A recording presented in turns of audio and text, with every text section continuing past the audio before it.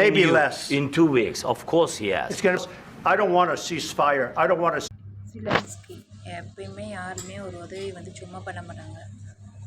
எப்பயுமே அவங்களுக்கு ஒரு லாபத்தை தான் பார்ப்பாங்க, எதிர்பார்த்து தான் அவங்க பண்ணுவாங்க.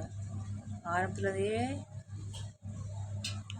புதின் வந்து அவங்க நாட்டோட பேச்சுவார்த்தைக்கு எத்தனையோ வாட்டி அரேஞ்ச் பண்ணாங்க, பேச்சுவார்த்தையும் நடந்துச்சு. லாஸ்ட்டில் எல்லாமே வேஸ்ட்டாக போச்சு.